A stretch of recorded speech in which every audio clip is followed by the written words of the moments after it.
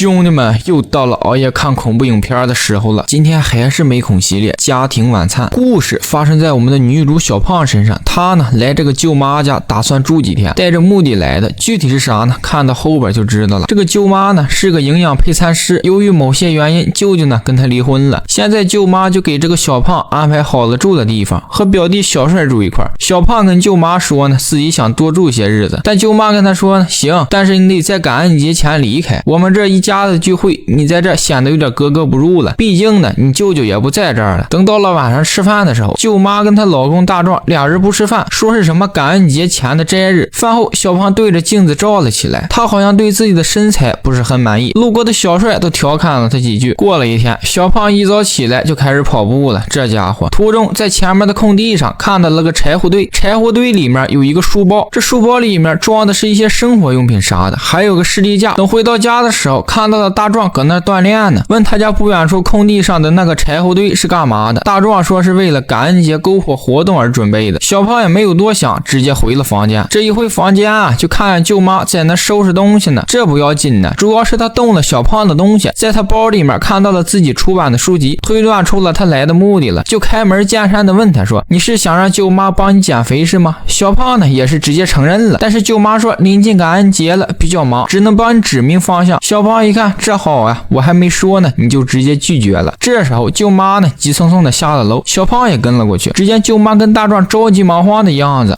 原来小帅丢了，找不到了，房里房外都没找到。小胖突然想到早晨看到那个柴火堆里面有个书包，应该就是小帅的，他应该就在附近。果不其然，很快就找到了他。等回去之后，舅妈非常感谢他，围抱他，答应手把手带他减肥，并且告诉他可以多待几天，感恩节呢也可以待在这里。等到了晚上吃饭的时候，减肥呢也就开始了。一桌子4个人，3人不吃饭，就在那看着小帅吃。夫妻俩是忍得住啊，小胖呢忍不住了，寻思减肥也不是一点东西都不吃啊，好歹给我根黄瓜或者来根西红柿吃啊。没办法，只能随着舅妈来。饭后量了量体重，同时舅妈也给他下达了命令，告诉他说一定要认真对待减肥这件事，不能半途而废。如果要是让我知道了你偷摸吃东西的话，那我就不管你了，收拾东西赶紧回家吧，自己减去吧。小胖答应了舅妈提出的要求。等回到房间后，小胖准备睡觉，等这么一掀开被呀，发现床上有只端了头的老鼠，给他吓一跳。闹了半天是小帅整的，这小子也有点问题。小胖问他是不是你弄的，而小帅呢冲他做出了国际手势。过了一天早上，小胖看到小帅吃的是真香呀，自己有点受不了了，那怎么办呀？转移注意力呗。在外面刚坐了没一会儿，舅妈把他叫进来了。咋了呢？那个士力架跑他书包里边了，而且成空袋了。我靠了！小胖寻思这士力架之前不是在小帅书包里吗？怎么跑自己包里边来了？小胖就解释到说是小帅吃了放的，但是舅妈不听，解释就是掩饰。不过好在小胖的苦苦哀求下，舅妈饶了他，给了他一次机会。然后等小胖下楼的时候，他看见了小帅，哎呦我去，眼睛紫了一块，好像是让人揍了。于是小胖就在晚上吃饭的时候就问小帅的眼睛是怎么回事。大壮说这小子不小心摔了一跤。饭后量体重的时候，小胖质疑起来了，他认为小帅眼睛那块不像是摔的。舅妈一听笑了，那肯定不是你打的呀，我是他亲妈，即便他犯了错，我也不可能打他呀。至于大壮呢，小帅早就接受他了。小胖呢就这么迷迷瞪瞪的睡了。半夜呢，他可能是按耐不住了，下床来到了楼下，偷偷的打开了冰箱，一看呢，里边空空如也。没一会儿，大壮来了，他呢好像对小胖感兴趣，就在要对他图谋不轨时，不料被小胖一刀戳在了腹部。好在刚才发生的事只是噩梦。睡醒起来后，大壮吃完早饭，准备带小帅打猎。看得出来，小帅不是很情愿，而且小胖也怀疑小帅眼睛上的伤就是大壮弄的，放心不下，就主动的说自己也要去。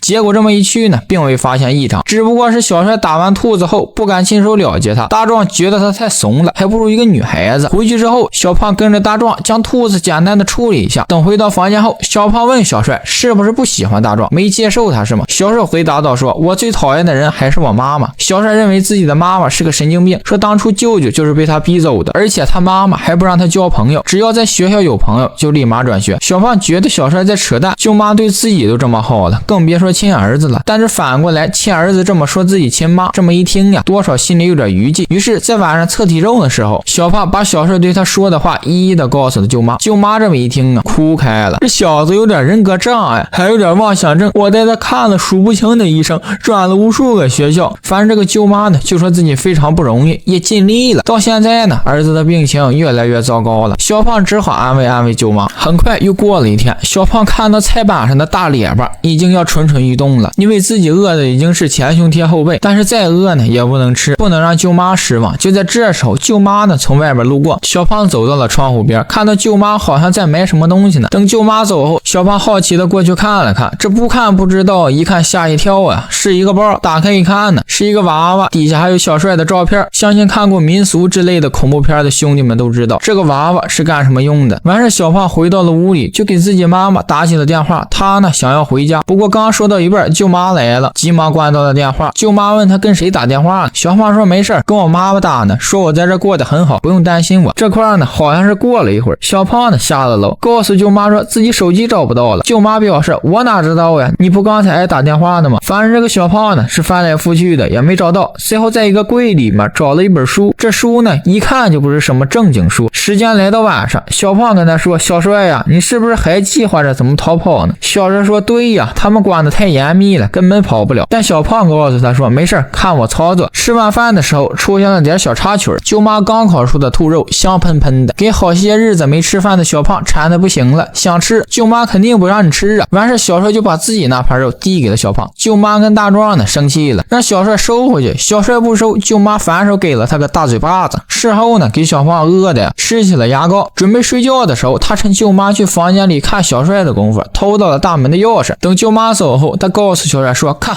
我拿到钥匙了。俩人呢准备6点起床逃跑，因为这个点出发，跑到市区正好可以赶上高铁。就这么的，俩人入睡了。很快到了早上，这太阳都晒屁股了，小胖醒了，一看我靠了，8点了，小帅呢人还没影了。小胖一出去看见掉落在地上的锁，就知道小帅丢下自己跑路了。他这都跑了，小胖呢也按耐不住了，就找到大壮说能不能送我回家呀，我想我妈了。大壮呢同意了，让他收拾行李。收拾的过程中，小胖意外的发现了自己的手机，完事他就给小帅发了个信息，问他为啥要丢下自己跑路呢？小帅呢这块也挺不是东西的，你说用侮辱性的语言骂他就算了，还朝他竖起了国际手势。小胖这块可能是被小帅骂的话给刺激到了，完事就找到了大壮，说自己先不走了，再待些日子。夫妻俩呢好像是放开了，小帅呢就想待着就走吧，我也不管了。很快又到了感恩节这天，仨人围着桌子说了一堆话，完事就开始吃饭了。饭后小胖在床上躺着翻来覆去的睡不着，一起身就看到了掉落在地上的小刀，这个是小帅的，按理说他逃跑的时候应该带着，万一要是被发现可以当做防身武器，这就奇了怪了。于是小胖打开了手机，看着自己与小帅的聊天记录，很快就发现了不对劲。他点开国际首饰的照片，仔细这么一看呢，这背景怎么是家里的仓库？完事小胖就来到了仓库，接下来的场景让小胖大吃一惊，原来晚上吃的肉就是小帅身上的。与此同时，大壮也出现在了他的身后，安慰着他说，明天我会报警说小帅失踪了，同时也给你送回家，你呢就当没看见行吗？小胖一看呢，这一家子都是变态，于是他先假装离开，然后再趁其不注意连着捅了大壮好几刀后就开始往外跑。舅妈呢也追了上来，小胖跑到了柴火堆那边，此时他心生一计，等舅妈赶过来时看到了小胖的衣服在里面，就开始倒汽油想要烧死他，但是令他没想到啊，那真是小胖的衣服呀。小胖出现在了舅妈身后，往他身上倒了汽油，最后一把火点燃了舅妈。接着天亮了，大壮呢也奄奄一息了，小胖累得瘫倒在地。电影到此结束。到最后电影里边也没有直接告诉我们这一家子葫芦里面到底是卖的什么药，但是可以推断出这个舅妈呢肯定是什么教徒整的献祭之类的东西，最后呢把小帅给吃了献祭了。